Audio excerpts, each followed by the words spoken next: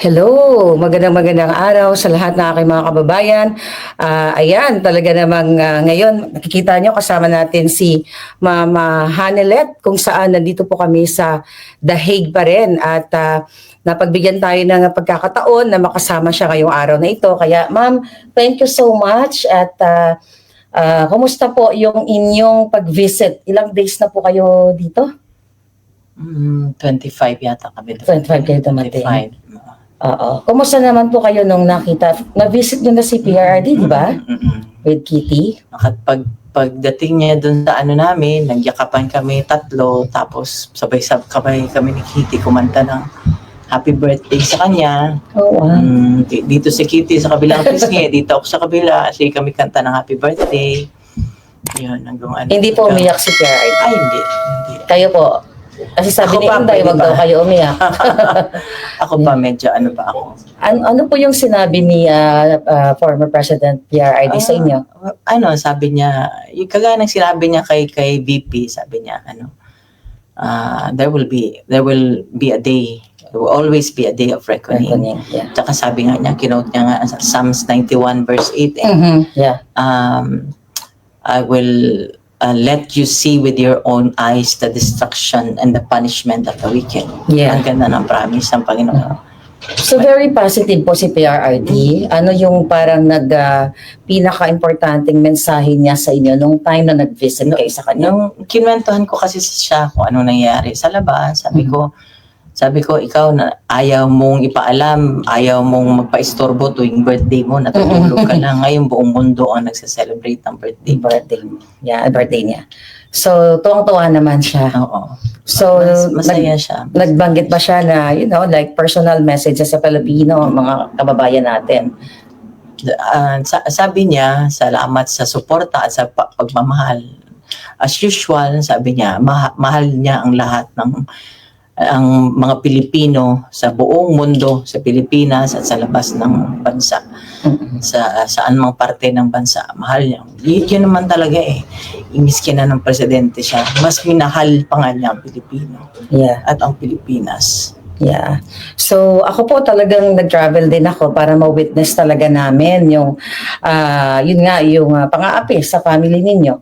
At lalo na kay Pangulong Duterte. Kitang-kita din naman namin, million tao talaga ang nag-support sa inyo. Pero ako po ay bilang isang just an ordinary citizen, marami ding lumalapit kasi sa akin ng mga taong minsan nagpe-pretend na they are connected with you or I don't know, may mga nung kahapon sa ground nandoon ako, may mga pinaparating sa akin na mga information na may mga taong nangihingi ng tulong in behalf of your family. Inaalaw niyo po ba yon? Hindi.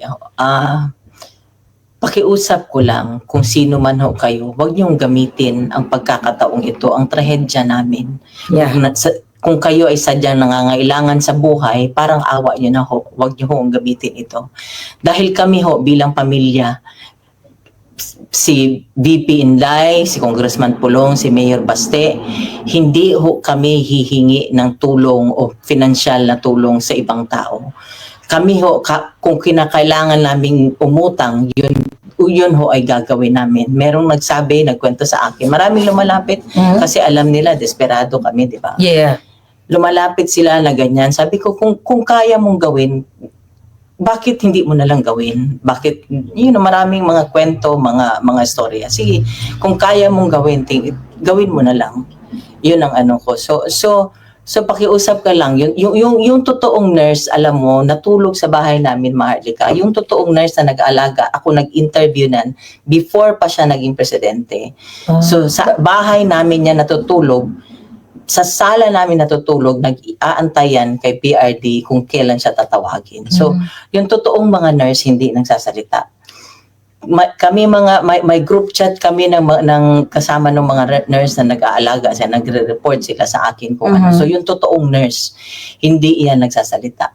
Code of ethics siya ng nurse na hindi ka dapat magsalita. Disclose sa iyong Nagtatago yung totoong nurse. Kung nagpapanggap ka na ikaw nag-aalaga, nag-nurse ka, parang mahiya ka naman.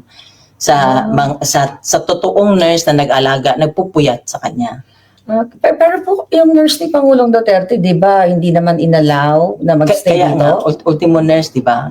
Ang nangyari niyan, hanggang ngayon, para sa akin, parang bangungot. Hindi ako makapaniwala. Hindi ko akalain na pag walang passport ang tao, pwede palang idalahin sa pwede palang dukutin. Kidnapin niya. Yeah. Kasi ako, yun nga yung mga nakakarating sa akin ng mga mensahe na may mga nagpapanggap no ng mga taong nag-connected sa inyo or kakilala or kamag-anak kayo. Yung iba hindi ko naman talaga kilala. Kayo lang naman ang kilala kong mga relatives niya.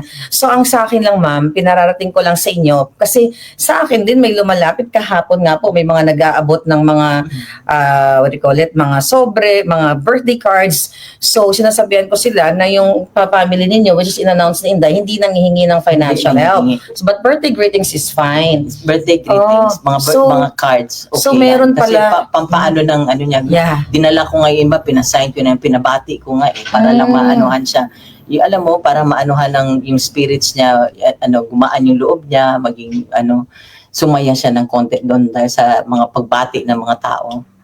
So kasi may mga nurse pa lang nagpapanggap. Ang alam ko parang may mga nagvo-volunteer dito sa Dahig. Pero may mga nagpapanggap din pala ng mga nurse daw. Alam mo, ang nangyari niyan, siyempre ako nurse, registered nurse ako. So, kinontak ko na sa pag alis pa lang nila, kumontak na ako, yung sa PRC sa Davao. Davao, okay. Sabi ko, tulungan mo ako makahanap ng nurse doon. Dito.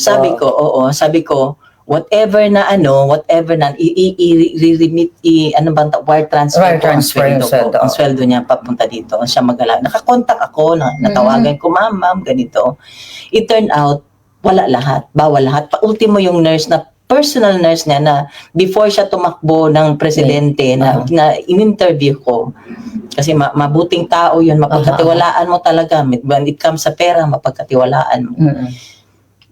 Hindi pinasama. Kaya nga, nung tinawagan ko na, alam ko nakalanding na, tinawagan ko siya, nag-iyakan kami, ma'am, hindi kami pinasama.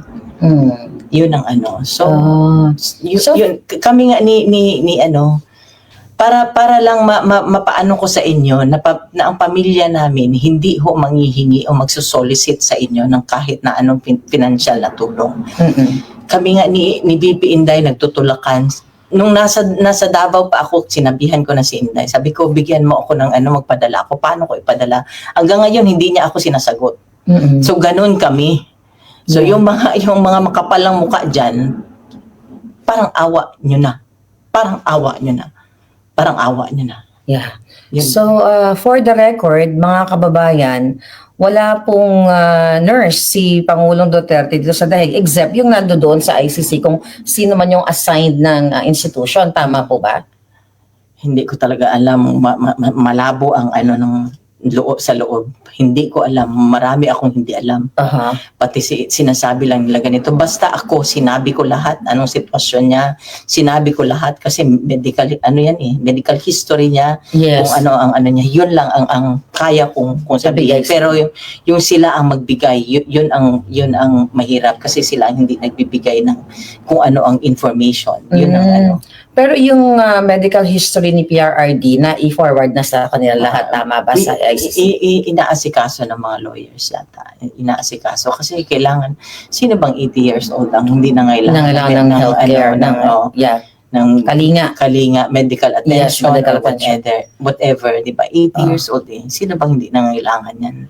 Alam niyo, natuwa ako kasi I was there, no, na nagsasalta si Inday sa Taong Bayan, na nagkakasundo kayo dahil sa schedule kung paano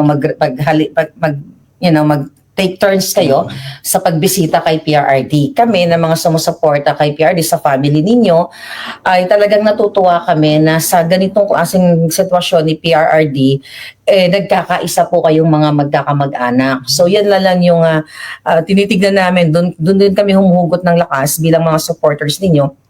At ako naman dahil for the first time na narinig ko sa inyo na mayroon palang nagpapanggap na mga nurses or whatever kay PRRD. So sana wag naman gawin yon. And alam ba ni PRRD po yun, yung mga ganong issue? Hindi niya na alam yun. Wag na natin sabihin? Hindi ko na I tried, hindi ko na sinabi sa kanya anong situation after Ah. na umalis siya. Kasi talagang harassment. Yeah. Ako doble ang trauma ko nung sa Manila Sa pa yung Manila. sa Davao. Doble talaga ang trauma ko. So my daughter was not in Davao at the time Yeah. after na. So grabe, doble talaga trauma ko. Yeah. So we're here for you, Ma'am Hanilet. Gusto ko lang, i-inform sa ating mga kababayan. So far, ano po yung, nasang stage kayo ngayon? Na-accept nyo na ba totally na napakidna o inabdak ang Pangulo? Reality na yun wala siya sa amin Ang ano na lang namin talaga, ang pinangahawakan namin, dasal na lang kami ng dasal. Dasal na lang ako ng dasal. Tsaka ang promises ng Panginoon, yun na lang. Yeah. Yun na lang talaga. Yeah. So, sana po talagang lakasan niyo yung loob ninyo kasi nakita niyo naman na milyon-milyong Pilipino ang nagmamahal sa inyo. May mga death threats po ba kayo so far? May So mga far, ako, wala naman. Wala naman. Pero yun na nga, marami sila kami lang Yeah. Sa Pilipinas po ba, yung mga, I believe, di ba, parang medyo tinakot kayo noon, nakakasuhan and everything. Then later on, niretract inurong Ang nila. bahay namin, susulungin daw. Kaya hanggang ngayon, ever since na dumating ako galing from Manila, hindi ako nakakatulog sa bahay namin. Oh my Kasi God. sabi ng ano ko, palipat-lipat ako. So, I spared my daughter from such. And then, yung isa nung yung maliit na bata namin, pinaano ko muna sa iba. Pinatira ko muna sa iba. So talagang nagdulot ng traumatic experience yung nangyari sa inyo. So paano niyo po nilalabanan yung ganitong klaseng feelings, emotion na may takot syempre at yung mga pagigipit na ginawa talaga not only sa inyo lalo na kay PRRD na witness niyo po talaga, ma'am. Alam mo, ito na lang inaano ko, Marlica. Tao lang sila, may Diyos kami. Yeah. May Diyos kami. Yeah, tao lang sila, may Diyos tayo na magbabantay at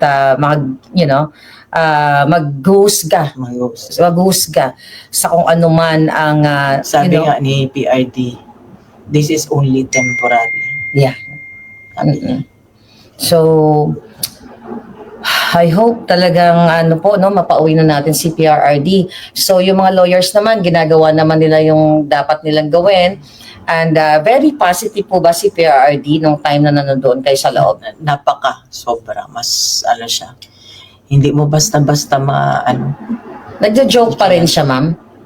Nakasmile pa rin siya. Nakasmile pa rin siya. Kasi pa rin niya yung kasi may mga guards doon Aha. So, all my friends. Mga friends na yung yung mga guard, talagang parang yung pagiging ni Pangulong Duterte palabiro, na-apply niya doon sa mga guard na. Saka mas siya nung nakita mo nung during the time doon sa Villamor. Yeah. Hindi pa ni Kitty ang emotional. Siya, kung kausapin niya yung mga hindi niyo ako kalaban, Adre. Oo, narinig Sinabihan ako niya hindi niyo ako kalaban. Ganun lang niya, Adre, ikwento, makinig ka. Ganun lang niya. Pero ma'am, ano yung feeling, ano yung nakita nyo dun balik tayo dun sa Villamor na, yung mga polis ba, talaga bang parang sila, yung gusto nila yung ginagawa nila na gipitin ang kanilang dating Hindi ko alam kasi Commander-in-Chief? it's masyadong subjective yan sila na yan pero kasi may mga lumalabas sa video na yung ibang mga polis may lumalabas lang na pero still nandun sila, di ba? They implemented it. Yeah. Tumulong sila. They're part of they're accomplices sila ng pag-kidnap niya. Pero yun nga, which is grabe po talaga yung pagigipit sa atin lahat tayo kasi ako ginigipit din ako pero mas dito na pag-uusapan na international na nakikita talaga yung pagigipit kay Pangulong Duterte at nakita din yung impact sa buong mundo kung paano siya pinrotektahan. So, panghuli na lang po, ano yung gusto nyong ibuhos na mensahe sa ating mga kababayan, yung mga gumagamit sa pangalan ninyo, yung mga nagsusolicit, yung mga sumusuporta? May nakausap na akong isa, kasi ako, Marlica, prangka ako I can tell sabi po. ko, sabi ko, pinandilatan ko nga ng mata eh. Kung I mean, kung mayroon kayong magagawa, bakit hindi niya na lang gawain? Mm-mm. Di ba? Sige, kung meron kayong magagawa, sabi ko nga, sa abot ng aking makakaya, sige. Kasi lahat naman may ano eh, kailangan may kabayaran, di ba? May Yes, monetary, yes, yes. Sabi ko, sa abot ng aking makakaya, kung kailangan ko umutang, di ba? Yeah. So, yun ang ano ko, na sana wag silang tumigil, dasal at suporta, wag yung tigilan kasi nakita nyo naman ang ginawa niya para sa Pilipinas at para sa Pilipino. Yeah. Kung sa Binisaya pa kasi mas mabigat hangyo ko o nakikiusap ako, Mhm. para nyo na hong awa. Tulungan nyo po kami sa dasal, sa lahat po kung ano pong pwede nating gawin na maibalik ko siya sa amin. Wala na ho siyang gusto nga sa buhay. Mhm. Gusto na at 80, gusto na lang niyang mamahinga. Yeah. Gusto na lang niyang mamahinga. Doon po sa lahat ng family ninyo na sumusuporta sa inyo at yung mga nagpapanggap na family. Doon lang ako sa message ko lang sa family lang kasi Family lang. kami sa family na lang na sabi ko nandiyan kami, nagtutulungan kami, may group chat sila Kitty at mga kapatid niya. Pagka kami lang talaga, wala kaming kung may narinig ako na may isa sa kapatid ng anak ko medyo naanohan ng loob, sabi ko naki-encourage mo na, sabi ko kailangan matatag tayo ngayon. Lahat. Umiyak man tayo, kailangan natin lumaban, kailangan natin siya ipaglaban. Pero nakakabilib po, si Kitty, talagang yung tapang niya, nakita namin Kasi ako, nakikita ko lang si Kitty sa mga reels, she's young and sweet. Pero nung nakita namin kung paano inabdak ang Pangulo, kung paano kayo ginipit doon, nagpakita siya talaga ng kanyang pagiging firm, matapang na bata at young age at may paninindigan. So as a mother, paano niyo po ba, brief and concise lang, sa amin, si Kitty, i-describe? Sabi ko nga noong pa yan, sabi ko, surrender ako sa anak ko kasi kaugali siya ng tatay niya. Okay. So sabi ko nga sa loob, sabi ko sa papa niya, sabi ko, you'll be proud of her kasi talagang kaugali siya ng tatay niya. Wow. Kaugali siya ng tatay niya. Kitang-kita naman namin. Yeah. So, ayun. Sa mga sumusuporta po sa inyo, ma'am, sa lahat ng mga taong hanggang ngayon patuloy na nag-gather, nag-celebrate post-birthday ni PRRD, mensahe niyo po, panghuli na lang. Maraming salamat sa inyong lahat. Alam ko nagdarasal kayo. Yung mga messages ninyo, nababasa ko, hindi ko man kayo masagot isa-isa. Pero ito lang ang hiling ko, wag ho tayong tumigil. Kasi hindi naman hindi ako pwede mag-give up. Hindi tayo pwede mag-give up. Tulungan nyo kami na maibalik ho namin siya sa bahay namin. Marami hong salamat. Ay, haba-habol na lang po. So, wala pa po kayong plano kung kailan kayo babalik o magsistay kayo dito habang nandito si PRRD? Pinag-usapan pa lang. Ayun. So, thank you so much mga kababayan. Kasama natin si Ma'am Hanalet ngayong araw na ito. Sana po isa puso natin yung kanyang mga panawagan na hindi po nangihingi ng monetary ang ating Pangulong Duterte at ang kanilang pamilya. Kung mag-send man po kayo ng mga birthday greetings, birthday cards, letters, okay po yun. So, malinaw po tayo, mag-ingat po tayo sa mga lumalapit sa inyo na nagpapakilala na ganito ako, kamag-anak ako, or ganyan. So, mahirap na po na gamitin natin ang sitwasyon ni Pangulong Duterte. Malungkot na nga yung pag-abduct sa kanya, tapos sasakyan pa ng ibang mga taong gumagamit sa pangalan niya. Hindi po tama yon at ayaw ni PRRD na ganon. Kung talagang totoong love niyo ang PRRD dahil sa kanyang mga ginawa sa bayan natin, wag po natin siyang gamitin. So maraming salamat, Ma'am Hanalet, sa inyong pagbigay ng kahit busy kayo. Thank you so much.